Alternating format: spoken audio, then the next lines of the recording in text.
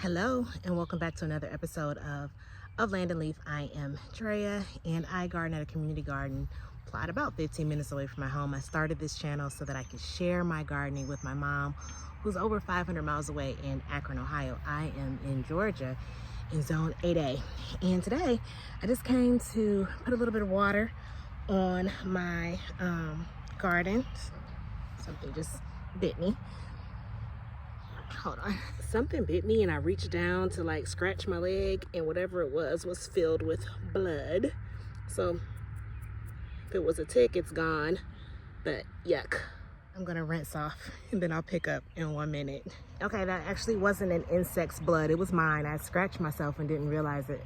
I tripped earlier. It was scratched myself and didn't realize it. So I'm fine. I'll clean up as soon as I get home.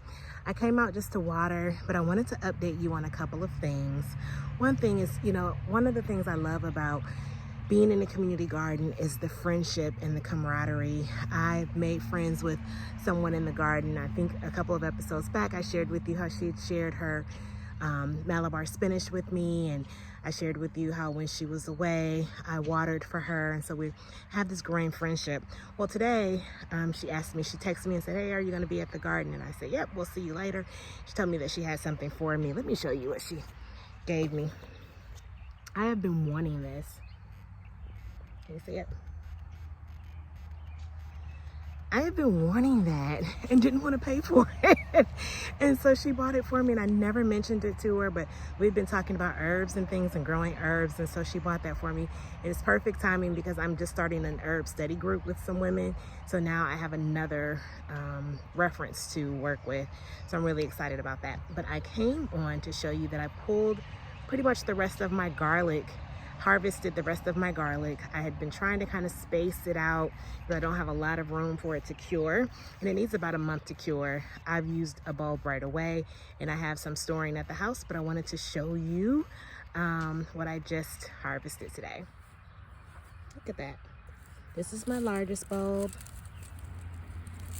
really big, and then the rest of them are smaller. This is, I think, the smallest one right here. Different sizes, but I'm so proud of them. And I already pulled about 6, I think, and all of these came from just 2 garlic cloves that I bought from the store. So I had this and probably about this much that I've already harvested, and there are probably about 4 more in the ground, but I wanted to clear this path. So here's where I pulled them. They were all here, and I wanted to clear this space for the zucchini. I did not space the zucchini well. It's huge. It's already covering up the beans, and I was gonna plant something else right here. So I was like, let me pull the garlic so I can plant something, but I'm gonna leave this and let this move forward. I also found a little frog at my house earlier today and brought it to the garden. So I'm creating a little habitat for the frog, hoping that it will stay. We'll see. I don't see it right now, but I put that out, and I'm going to put some more water out for it. So I want to leave this kind of open. I'm also trying to find a place for this bird feeder. Not bird feeder, but kind of bird shower, bird bath. This is the bottom part of it. I got it off Facebook Marketplace a little while ago. I think I'm going to leave it right here, and it will be at the start of Tomato Alley. I thought about putting it here, but I think I want it right here to attract the birds so that they can eat any bugs that they see on the zucchini or on the squash. So the base of it is still at the house, but I brought this over just so I could put a little bit of water in it for the frog, because the frog's habitat is right there, and then just figure out exactly where I want things. But I like that. I like it right there. What do you think? I'm also gonna put some more beer in the slug traps that my mom gave me. I just emptied this one, and it did have slugs. I'll show you. I didn't think, because this is a raised bed, I didn't think that this one would catch as many as it did, but both of them caught slugs. I've already kind of dumped them out. If you're queasy and don't want to see dead slugs, fast forward. So here are a few of the slugs that I've already poured out. And I think there's a bunch right in here. Bugs and roly-polies. So I'm pleased with the work that was done. The ants are already over here feasting. So this will be the relationship.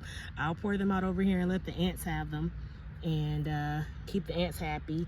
And any birds that want to come and eat them, they're welcome to them. But I'm gonna go ahead and refill those with beer. I brought another one of those cheap beers.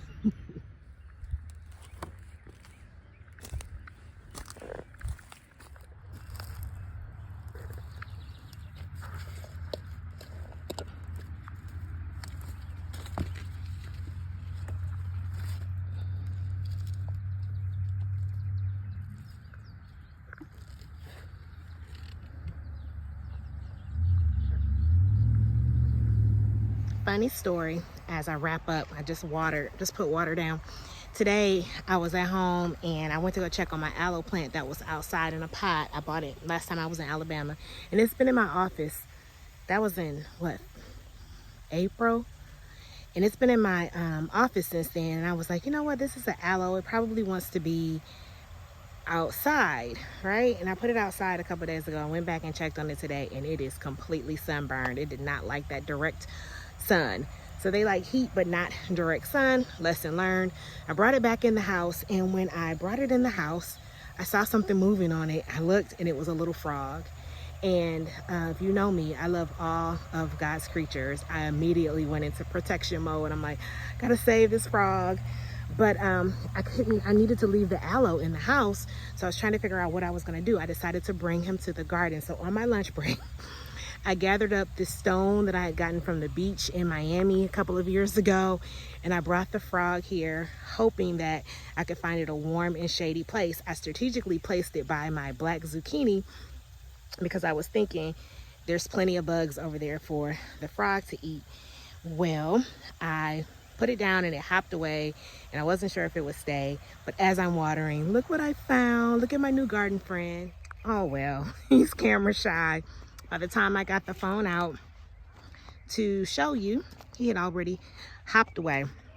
But he's still here. I'm super excited because it's been hours since I dropped him off. He's close to his habitat, not exactly in it or on it, but he was over here on this black zucchini, which makes me very happy because I want some help controlling the bugs over here on the black zucchini.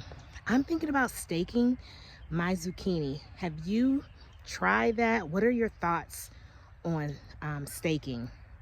With staking, I would trim some of the larger leaves at the bottom, stake the taller leaves, and it's supposed to make it easier to get to the fruit and take up a little less space. I don't know. What are your thoughts? Wrapping up, I think the next video I'll do is my June garden tour, so I can show you all of the things that are happening in the garden.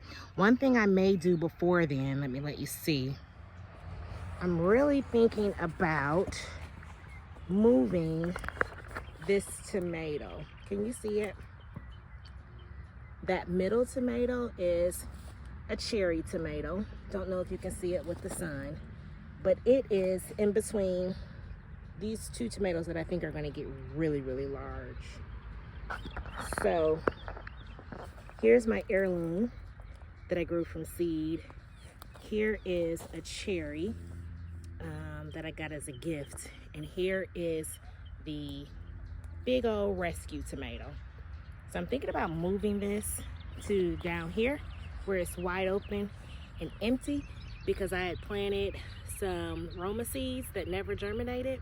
So I'm thinking about putting that cherry tomato right there. We'll see. I'll show you on the next garden tour. Until then, happy gardening.